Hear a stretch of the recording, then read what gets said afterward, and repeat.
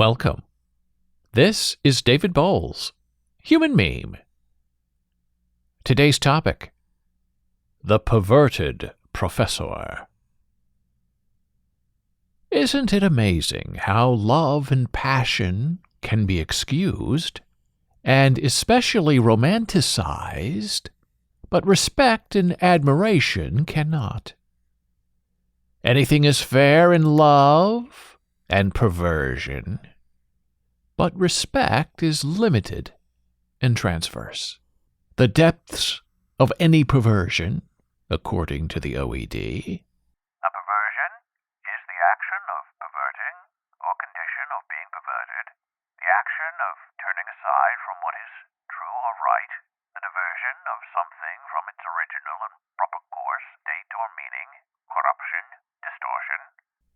Perversion is inscrutable and limitless when it comes to inappropriate behavior between the powerful and the powerless.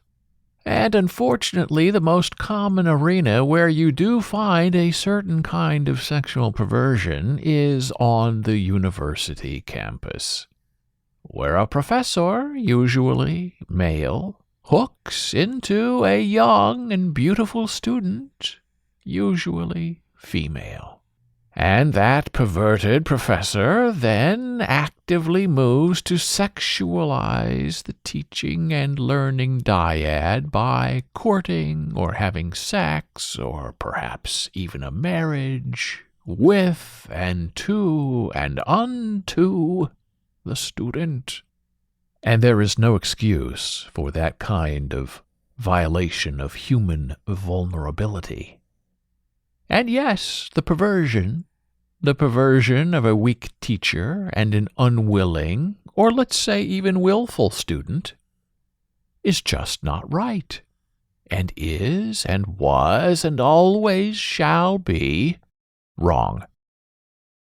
It is the professor's job to be above the sexual yearnings of the body, and even if he, in this case a he, even if he cannot control the rising danger in his pants, well, he is still obliged to do so anyway by the tenets of morality, the obligation of respect, and the utter tastelessness of using his power against her. Her being the student in need of a grade, and to have a course to take, so she may complete her university study on time.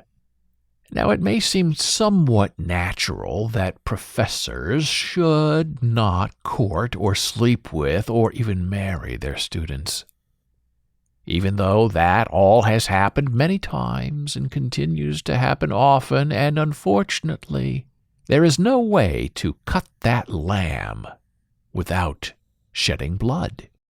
The perversion of any power isn't done. It cannot be done, but it is always done. So, yes, we know professors sleep with their students sometimes, often by compelling submissive behavior, with grade threats, or charm, and other inalienable monstrosities. And here's the disclaimer. I have taught for many years at the university level, and I have never touched or intimidated or sexualized any student under my care. And yes, this is a question of a standard of care. And I mention this to you now, my human meme friend, not just because I've been delightfully married for 30 years, but because I also want to make it clear where I stand, even while those around me, my peers, some of my cohorts, may be flat on their backs in a bed with a student. Now, we shouldn't have to say this, but the reason it is verboten for professors to hang out with students outside of class to normalize social behaviors is simply because the student never has any sort of power. The student feels pressure to play along with the professor or risk a bad grade. And sure, there are professors out there who do pressure their students and befriend them, and then ask for more, and then threaten to ruin their GPA and damage their academic lives. And that's a terrible thing, and it deserves a harsh punishment from the university. And today that happens on campus, and sometimes, well, it does not.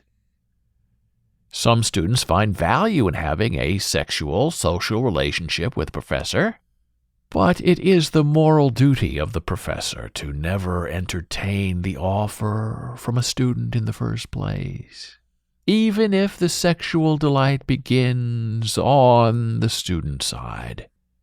And sure, some professors can socialize with students and not break any moral duties. But why risk the bad reputation? Why tempt the dragon? Why allow a misconception to be placed anonymously? And then, later, maybe even acted upon. Well, I am on this Perverted Professor scheme today for one simple reason. One of my former professors, now in his 80s, was bragging on social media about how he's been married to his student lover for 30 years now. And on he goes, paragraph after paragraph, unwittingly confessing his immortal sins and his immoral decay as a vested professor with tenure. And on he trots, all about how he fell in love with this young waif of the moment. In the instant he set eyes upon her in the crowd of students taking his class. And he didn't stop there. Oh no, he told us in great detail how he could not wait to grade her papers and connect with her outside the classroom. And he told us how he loved to write pithy little things in the margins of her paper assignments, to try to woo her and to influence her. And remember now, back then, when this was all happening, he was a 50-year-old man 30 years ago, behaving like a horny teenager at the spring prom. And then he continues to explain to us, the great unwashed, that they fell in love, they were married, she in her early 20s, he in his late 50s. And the whole thing then was, as it is now, just utterly grotesque and inappropriate and creepy. And today, if that sort of thing happened, that professor would be fired from the university. But today, that perverted professor sees nothing wrong with hunting and then stalking and skinning his student prey. And he's really proud of it, boasting, actually, another trophy for his case, another Bitch to bag. as some of the degenerates love to say. It also doesn't seem to matter to him if she loved him or not, or just admired him for his fame or not, or if she just wanted a good grade. But what matters in all of this, even 30 years later, is that back then and now he set the sexual table in motion. He acted upon his worst impulses, and he took her all in the name of a conquering sexualization of the teacher-student relationship. And yes, you, my human meme friend, would be utterly sickened reading the sycophantic comments on that social media post of his bragging about the conquering of a girl 2.5 times lesser his age. He's admired by the madding crowd, as if he were the horny, conquering cowboy hero of the Weeds Patrol. saving his beautiful waif of a flower from the dead sea of dead wood dandelions that normally make up a land-grant university lecture hall. And no, it really wasn't any different back then than it is now. No, it was just as wrong then as now to woo and to date and to marry a student in your class, under your care. What this perverted professor did then was tacky, uncouth, and punishable by the external dismay of moral decay. And the sad and astonishing fact that he still doesn't get that today makes it all the worse for the wearing.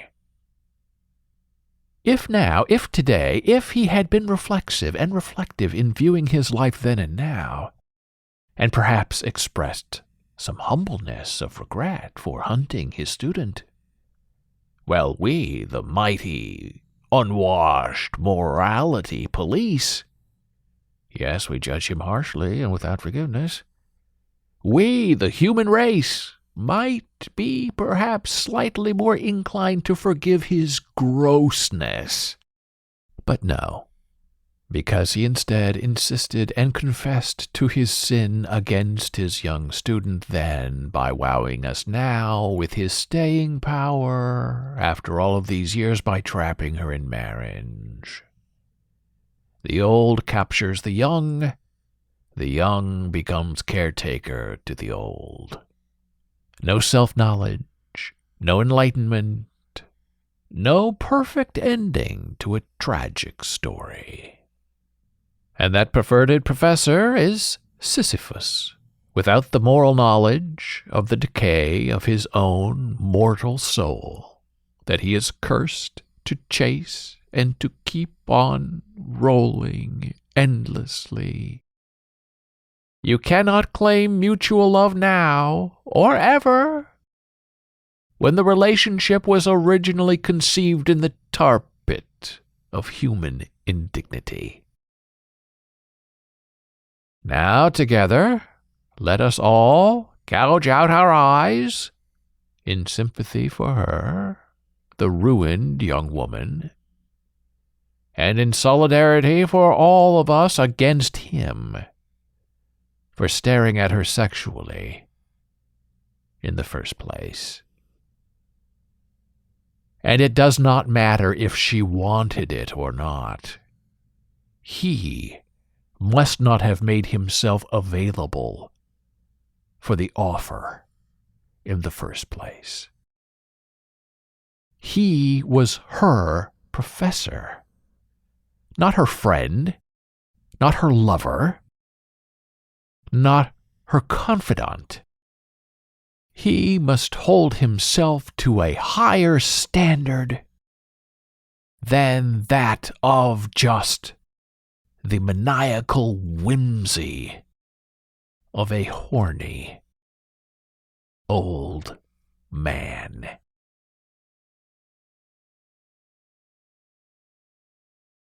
Thank you for listening. Be a human meme.